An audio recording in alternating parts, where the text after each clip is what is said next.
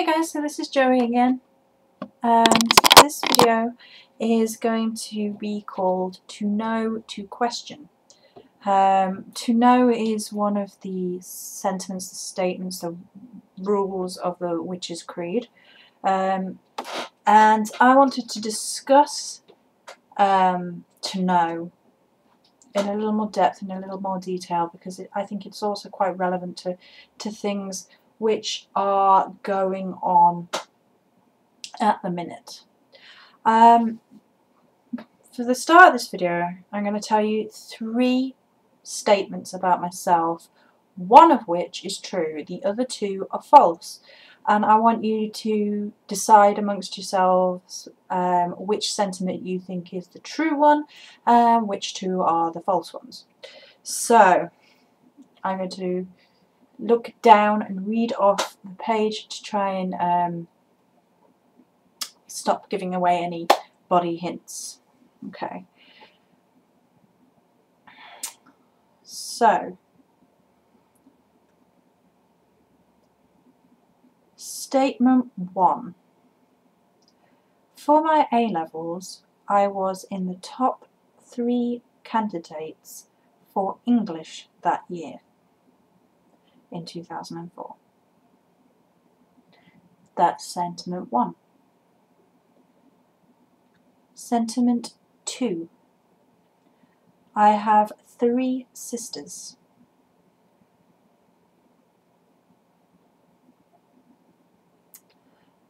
All of whom are younger than I am.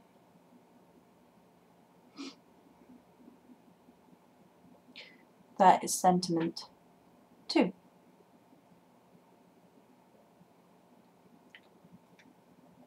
Sentiment 3.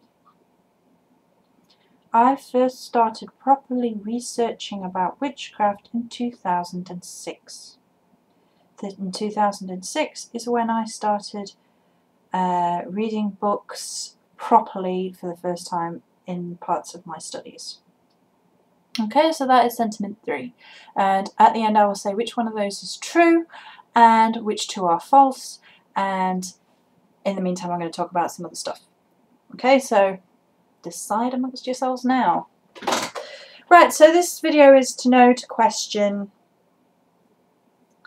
and what is meant by knowing, what we should question, etc.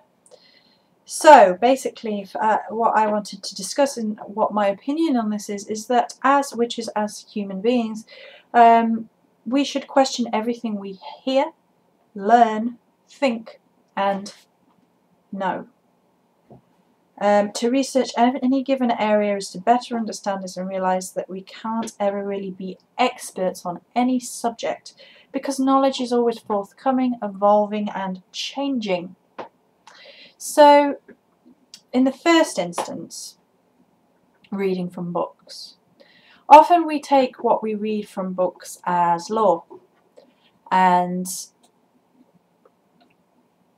whereas we should treat books from people who have been in the craft a long time with a measure of respect, because they have been in learning and researching and gathering information and growing as people for a long time, it doesn't mean that we should not question everything we read.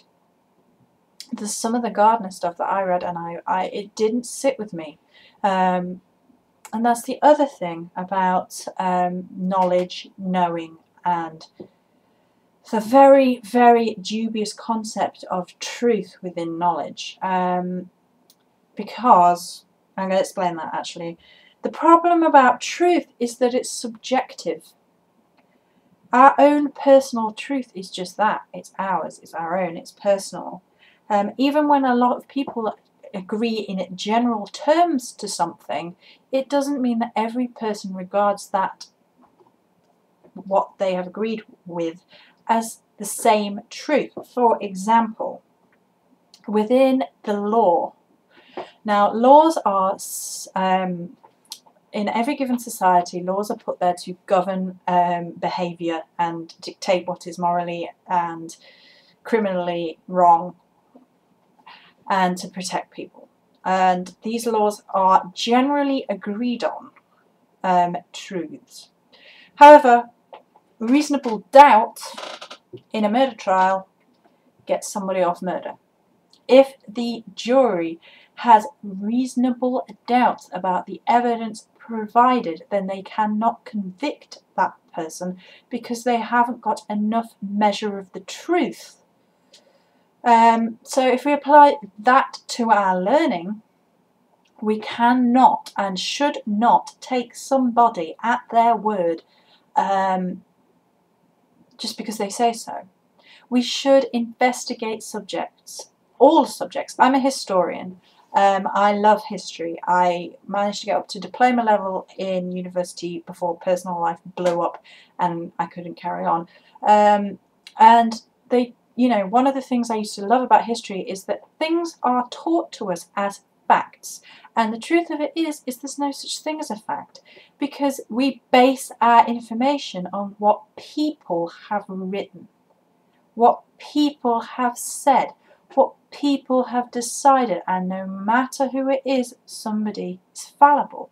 Somebody can get it wrong. For millions of years, people believed the world was flat. People who questioned this were ridiculed and persecuted. I've forgotten what his name is.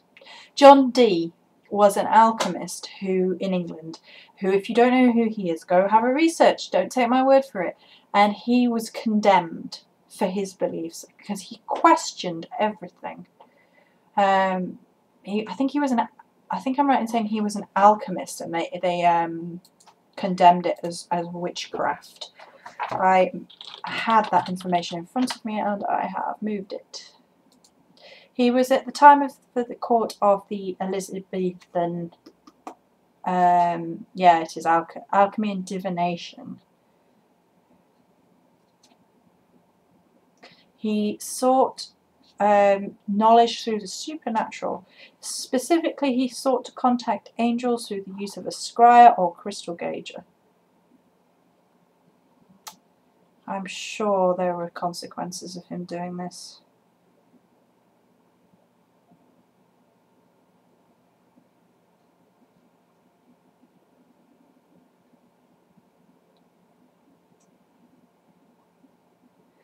Dee spent his final years in poverty at Mortlake, forced to sell a various possessions to support himself because after Elizabeth I died, James I was unsympathetic to anything related to the supernatural.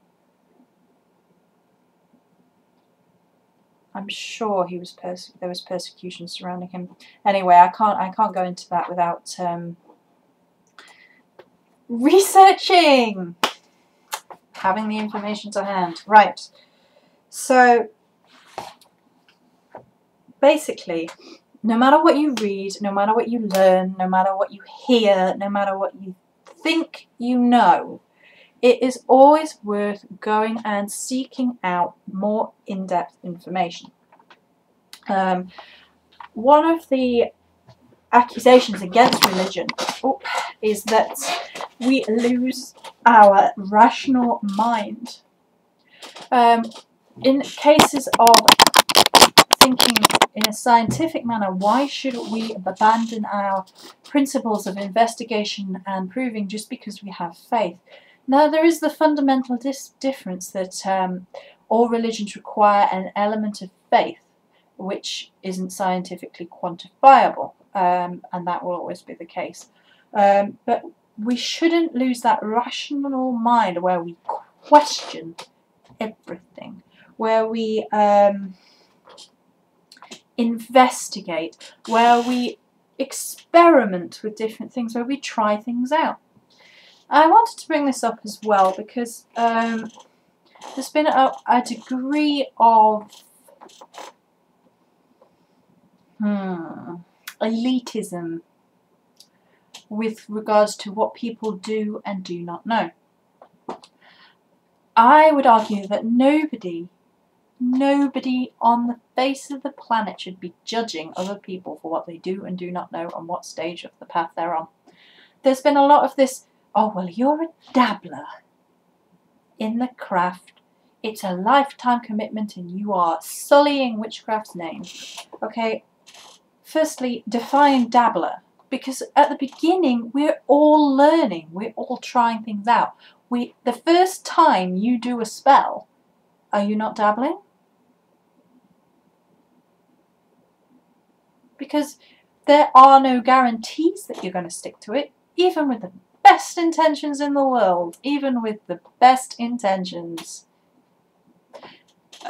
You don't know what's going to happen further down the road. And so calling people dabblers is a really negative stereotype which puts off people from getting to know witchcraft and the religions that go alongside it.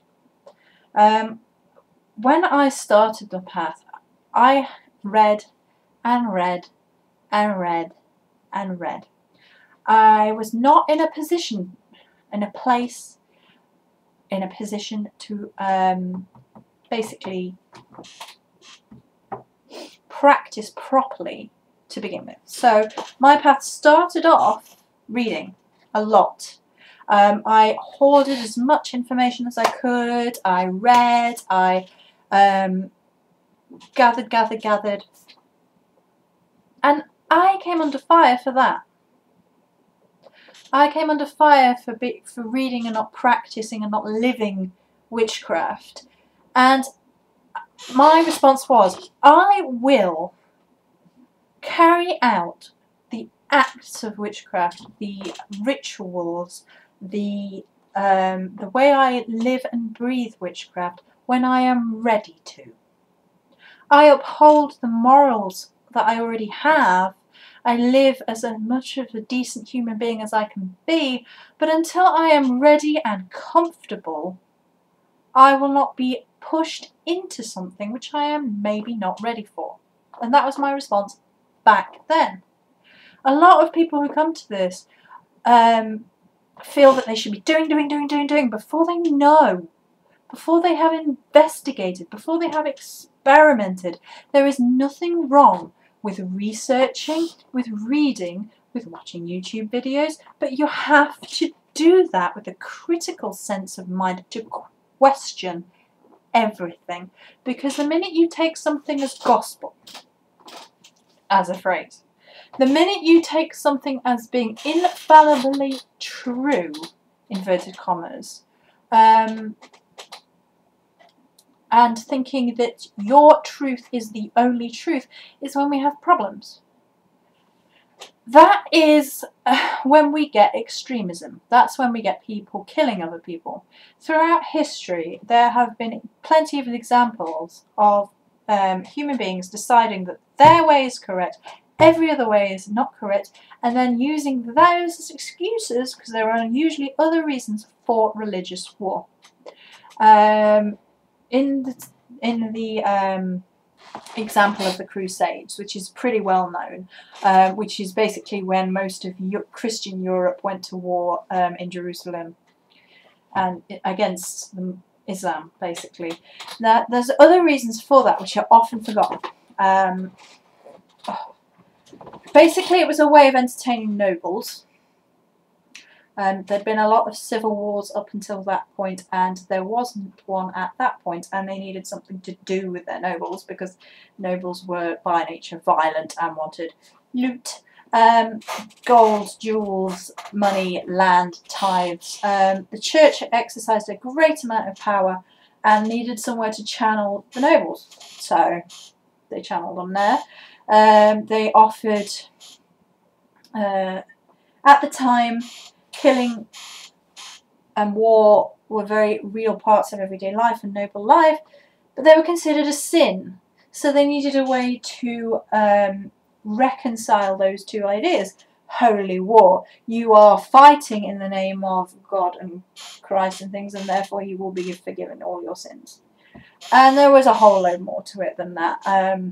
It's a whole area unto itself to go read, investigate, etc. Excuse me. And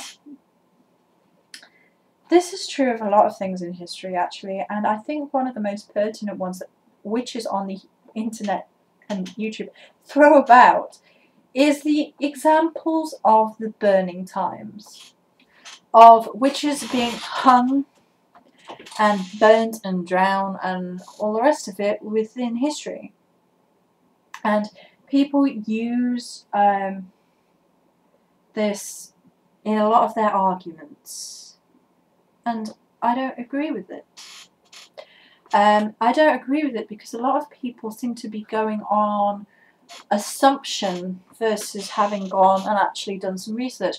I'm thinking of actually starting my own personal project where I do some more reading of historical documents and things regarding Salem, because it has long interested me, and it's been a while since I did any reading on it. It's probably been since I was in A-level, so what, 9 years, 10 years? 2004, so not 10 years.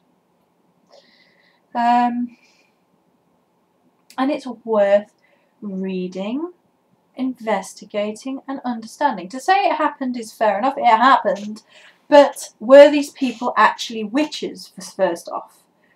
In the majority of cases, probably not.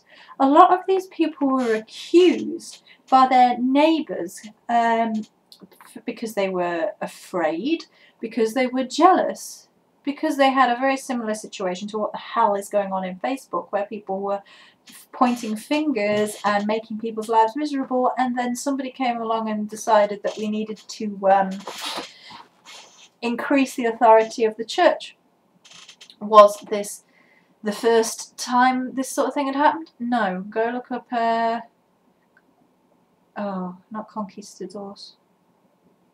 Spanish Inquisition. Spanish Inquisition was one of the hugest turning points in history of and it's quite famous, of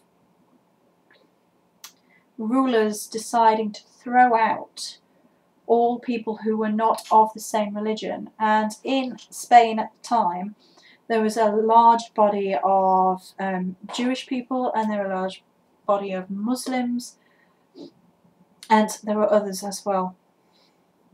And people think that, you know, the Spanish Inquisition was synonymous with witchcraft, but it started off with those two groups, and they started by giving a general order for everybody to leave. And if they didn't leave, then they had to be identifiable, and then it moved on to deciding to make them leave by force.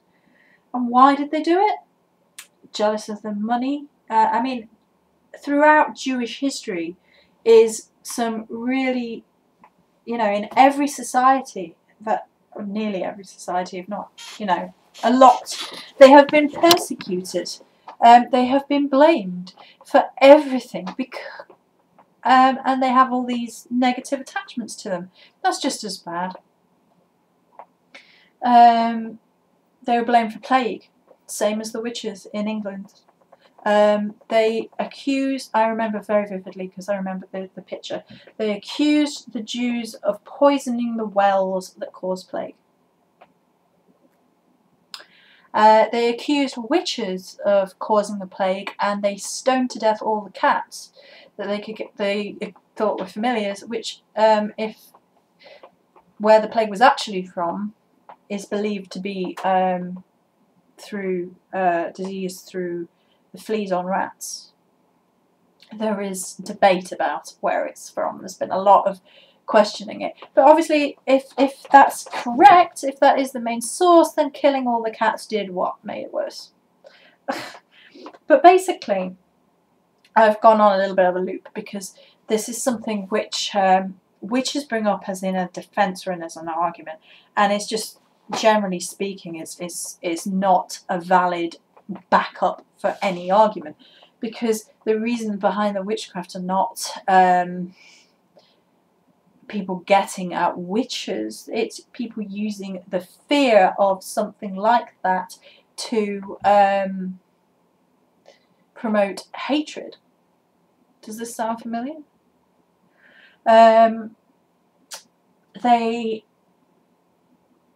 accuse them of being something which was a powerful synonym, you know, the law would get behind and punish them, doesn't make the victims witches necessarily. Maybe some might well have been, some may have practiced the old ways, doesn't mean everybody did. And that is the problem with these sweeping generalizations, with these sweeping arguments. And to question as well is to question what we do with the information. It's like learning about the burning times is so that they won't be repeated. It is not to drag it up and use it like some sort of attack against Christians, against other people. It's not something that we should use in any other sense than we're not there anymore. Okay, we learn from history. And the other thing is as well, in some countries, even now, I meant to look at the story, and this is why you should. Right, in some countries, even now, people are stoned to death for being witches. There was that story recently where parents thought their children were witches or involved in witchcraft and they killed them. There was that one. There was a woman who was stoned to death. I can't remember where it was. I'm not going to say where I think it was because I could be wrong with that information, and I will not provide incorrect information if I can. So we say these things, right? Like, oh well, in the back in the day, these things are happening now. And if you go and research and do your research, you know that people are still victims of violence and abuse because of being accused or of actually practicing witchcraft. We in the Western society in general live in a freer environment. We take it for granted, we do. I can go into the next village and there's a pagan shop and I can buy crystals and I can buy herbs and I can go online and I can order pagan-y things and I can come on YouTube and I can post videos and I can talk about this, that and the other, and I am free to do that. In a lot of countries they're not. They're just, in a lot of places as well, places within countries, they're not. They're not free to have that expression, to speak and to learn and all the rest of it. So we have the ability to learn, the ability to go in depth, the ability to know. Now, the thing about that I mentioned as well, the thing about truth within realms of knowledge is, I would say truth is a concept which doesn't really exist, because the way that you interpret something isn't going to be the way that somebody else interprets something. It's all subjective. It's all based on our own personal experiences, our own personal beliefs, our own personal even down to the words used, the way that we see that word. Take the witch's take the witch's reed. Do and thee will and it harm none. Right? Take the word harm none. That is going to mean a million different things to different people. The way people interpret that means a million different things. Some people don't get behind the witch's creed at all and say it's not feasible, it's not realistic, it's not possible. The way that one phrase causes arguments and discussions and debates, and then the way that we interpret things is really, really interesting and should be explored. Just because someone you admire says one thing doesn't mean you have to agree with them. Just because one person who is a teacher says something, you shouldn't agree with them. The best way in education to get ahead is to question the question. To question the question. When you're doing your exams, I used to argue with the question. So the question could be, why is this so? And I'd say, well, why is it so? Is it so? Is there evidence to say it's not? Why is this question assuming something about something else? Come back to the start, right? If you do not question everything that you are told, everything that you learn, everything you think, you are blind. And there's a reason.